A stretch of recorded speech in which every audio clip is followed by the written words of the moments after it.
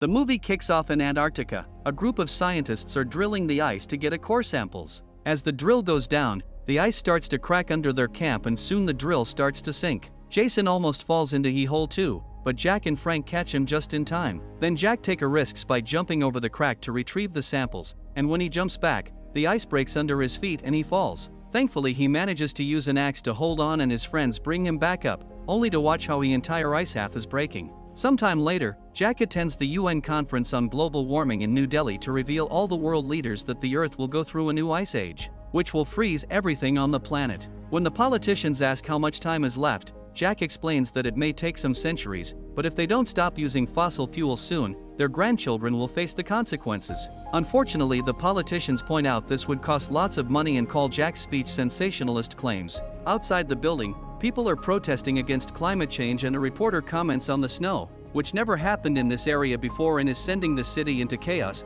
After the conference, Jack meets Terry, who works for the NOAA, National Oceanic and Atmospheric Administration. Terry agrees with Jack's points and they leave together to share theories. A few days later at Terry's monitoring station in Scotland, an employee notices that a buoy is showing a huge temperature drop, but his co-worker just thinks a strong wave must have knocked it about. When Terry comes back, they don't tell him about it. In Japan, it seems to be a normal rainy day when suddenly, huge hailstones start falling from the sky, destroying vehicles and buildings and even killing a few people. In the USA, reports about Hurricane Noelani have taken weather experts by surprise. This is the strongest hurricane ever recorded and is killing hundreds of people. At the International Space Station, the astronauts are shocked to notice unusual gigantic storms forming in the Earth's sky. Meanwhile, Jack's son Sam is flying to New York with his friend Brian and his crush Laura. Sam is afraid of flying and he only gets even more nervous when the plane enters the huge storm, which causes it to shake. Suddenly the pilot announces they'll go through some turbulence, so everyone fastens their seatbelt and hold tight as the shaking gets worse and bags begin falling all over the corridor.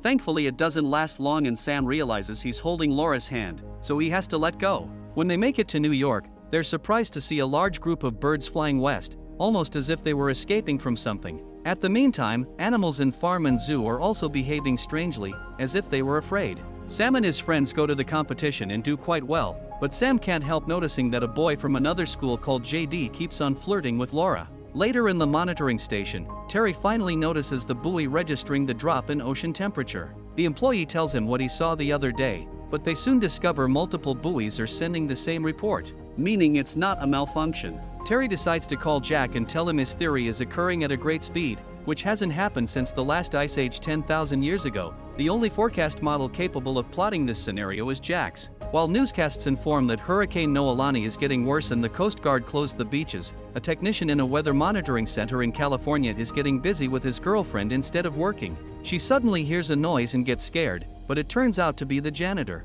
At that moment the phone rings and the technician gets a distress call from a reporter in LA, who reveals that it's raining hailstones the size of golf balls. The technician checks the TV and learns that a tornado is starting to form in LA, so he calls his boss to warn him. The man goes outside and discovers the tornado is bigger than average. Back to Jack, he and his co-workers watch the reports of the news helicopters, which are filming how several tornadoes are forming very quickly around LA and destroying everything in their path. People panic and try to get away, but even large vehicles are blown away and soon buildings start to crumble too. The Weather Monitoring Center is also hit and barely gets to stand on the ruins afterward. Soon the president orders the suspension of all air traffic, but two planes don't get back in time and crash in the Midwest. An emergency meeting is conducted at the Office of Global Change in Washington, D.C., and they share reports of strange and violent weather from all over the world. Thanks to Terry's confirmation, Jack can explain that this is happening because of the North Atlantic currents, which are affected by the polar ice that is melting due to global warming. He also mentions that it just started and it'll only get worse soon.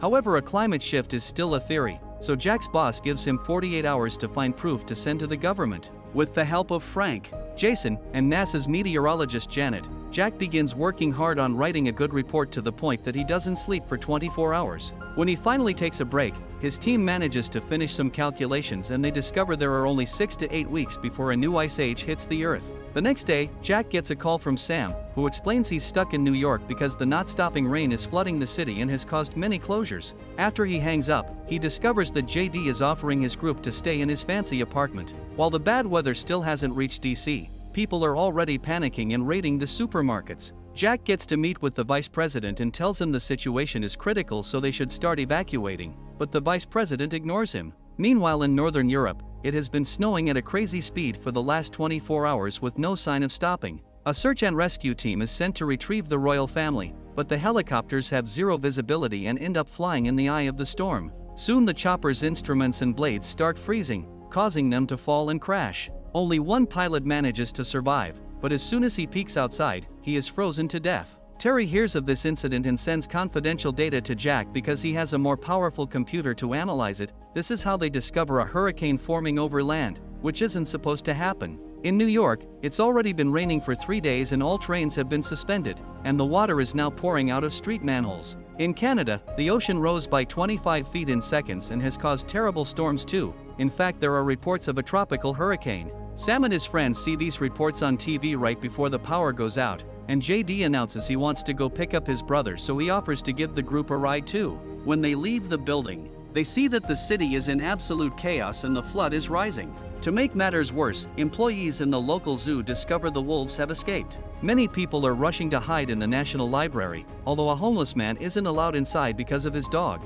Vehicles can't move anymore because of the water, and many people get stuck inside their cars. Sam's group begins running toward the library too, but Laura stays back to help a family in a car, getting her leg injured in the process. Suddenly a huge tsunami appears out of nowhere and hits the Statue of Liberty before slowly engulfing the city, killing thousands of people. Sam runs back to the street to grab Laura and bring her into the library right before the wave covers the area and gets inside the library's first floor as well. Moments later, Jack finishes his calculations and calls Terry to inform him that the air is descending too rapidly, creating storms in Canada, Scotland, and Siberia that are getting bigger and will reach other areas soon. Their estimation of 6 weeks had been wrong. It'll only take 48 hours for the new ice age to start. There's nothing they can do to stop it. They can only try to save lives. At that moment, Jack gets an alert of what's happening in New York and rushes to meet with his wife Lucy. In New York, all the survivors including the dog are trying to get comfortable in the library. Nobody has service on their phones, so Sam looks for a payphone.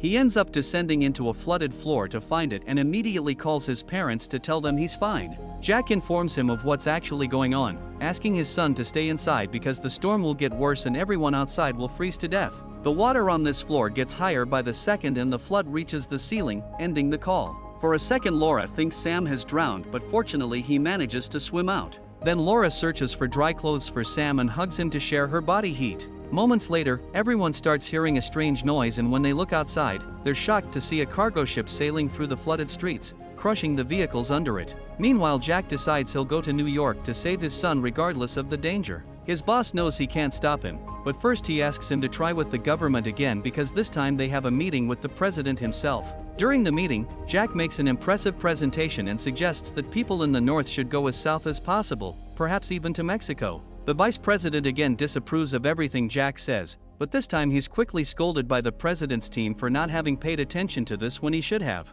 To make the plan easier, Jack writes a line on the USA map of all the people that can still be evacuated and explains that sadly it's too late for those far away because anyone entering that area will freeze. After Jack leaves, the vice president tries to protest against evacuation again, but the president ignores him and approves Jack's plan. Back in Terry's station, the building loses power and the team decides to drink because they don't think they'll be rescued. In New York, the library is out of power too. The homeless man notices the flood has frozen and people are using the chance to walk on the ice to head south, so the survivors in the library start getting ready to do the same. Sam tries to stop them by informing them of what Jack said, but most people ignore him and they leave anyway. Only a small group stays behind, and because the temperature is falling so fast, they have no choice but to start burning books to warm the place up. They also break the vending machines to get access to some food and use the carpets as blankets. Outside the city, people are suffering from the cold and regret having left the library. Some of them are starting to die as well. In the meantime, Mexico closes its borders because it can't handle any more American refugees. All the roads are stuck in a traffic jam, so the people start crossing the river to reach Mexico as illegal immigrants. A few hours later, the traffic finally starts moving again because the American president has reached a deal. He'll forgive all Latin American debt in exchange for opening the borders. In a hospital in DC, Lucy is reading to one of her patients when she gets some bad news. People panicked and escaped, so there are no ambulances left. A coworker says there's a policeman with a snowplow that can help, but the patient can't be moved in anything but an ambulance. Lucy tells her co-worker to leave while she stays with the child to wait for proper help. Back to Jack, he's surprised to get help from Frank and Jason to go rescue Sam. Using the science equipment made for Antarctica, they cross the frozen lands in their truck, but eventually the vehicle hits a roadblock. Now they have no choice but to continue on foot using the snowshoes and staying connected with a rope. They manage to walk consistently for a few hours, but they don't know what they're stepping on because of the snow, and at one point they walk on top of a building. The glass breaks and Frank immediately falls in, dragging the others down with him. Jack manages to stop the fall with his axe again, but the glass under him is starting to crack as well. First Frank cuts the end of the rope to release their main supplies bag, but this isn't enough, so Frank cuts his rope as well. His friends yell for him as Frank falls to his death. Afterward, Jack and Jason put up a tent to spend the night. In the hospital, an ambulance finally arrives to pick up Lucy and the patient. At the White House, the president is also evacuated, but moments later, the vice president receives news that the president got caught in the storm and didn't make it. In the International Space Station, the astronauts see how a huge cloud is covering the planet and take some images to send to Janet. As soon as she sees them, she predicts that the Canadian storm will hit New York in an hour. At the library, Laura can't sleep, so Sam chats to her, finally admitting his feelings. Laura responds by kissing him. In the morning, the group discovers that Laura has fallen unconscious because of a fever. They look up the symptoms in a medicine book and check her leg, realizing that the cut from the other day has given her blood poisoning. The book says she needs penicillin immediately or she'll lose the leg, so Sam decides to go into the cargo ship to search for medicine, and Brian and JD volunteer to help. The trio reaches the ship quickly, unaware that their scent is being picked up by the wolves that escaped from the zoo. The door to the infirmary is locked, so Sam goes out a corridor window and carefully climbs around the wall. He breaks the infirmary window and comes inside, where he opens the door to his friends and Brian finds the penicillin. Sam wants to go back immediately, but Brian and JD point out they should get food as well. While they're in the kitchen, the trio is suddenly found by the wolves, who start chasing them through the ship. A wolf manages to bite Jason's leg, so Sam hits it on the head until it lets go of his friend and they close the door behind them. At that moment, the eye of the storm finally covers New York. Sam notices this and makes a plan. He'll lure the wolves out of the room so his friends can lock the door. Then Sam crosses the wall outside to reuse the window, but he accidentally steps on broken glass and gets the wolves' attention sooner than planned. He quickly begins running and after a few turns, he manages to lure them into a corridor and lock the door. The wolves go to the other end of the corridor to try to reach the kitchen, but Brian and JD have already locked that door too and now they're collecting supplies. They put all the stuff in a wounded JD on a boat and drag it out of the ship at the same time that the buildings around them start freezing and falling. Brian and Sam have to pick JD up and run into the library, where they enter the warm room right before the rest of the building freezes. The group immediately works on making the fire stronger. On the frozen landscape, Jack and Jason keep moving, but eventually Jason collapses due to exhaustion and Jack has to drag him through the snow. When he discovers the eye of the storm, he immediately begins digging in the snow and finds an open vent through which he throws Jason and himself right before this area freezes too. A few hours later, Jason wakes up to find the tent up and a few fires going on. As soon as Jack sees him, he wants to keep going, not hearing Jason's idea to wait because Jack thinks Sam may not survive for long. As Jack and Jason walk through the storm, they keep encountering frozen bodies everywhere. They only stop to sleep in the tent during the night, and Jack comments that humanity survived an ice age, but if they aren't more careful from now on, they won't survive this one. Sometime later, the International Space Station notices that the storm is dissipating in Europe and they finally get to see land again. At the same time, Jack gets out of the tent and sees that the skies have cleared. It's easier for him and Jason to walk now and they soon reach New York, finding the Statue of Liberty completely frozen and a bunch of ships stuck in the ice. When the GPS indicates they're standing on top of the library, Jack is devastated to realize his son may be been buried by the snow. Refusing to give up, the duo manages to find an opening in the snow and enter the building through a window. As they look around, they start to lose hope, but eventually they see light under a door and open it to find the group alive and well. Even Laura is feeling better. Sam and Jack quickly reunite with a warm hug. Sometime later in Mexico, the vice president has taken over as the new president, and after hearing about the survivors in the library, he announces on TV that he was wrong and that he will be initiating a major rescue operation to retrieve people stuck in the northern states. Soon the helicopters reach New York and take the group away, including the dog. They also found many survivors in the other buildings. In the International Space Station, the astronauts watch the Earth and notice that it is the clearest air they've ever seen. Thanks for watching. If you've enjoyed the video, don't forget to like, share and subscribe. See you in the next one.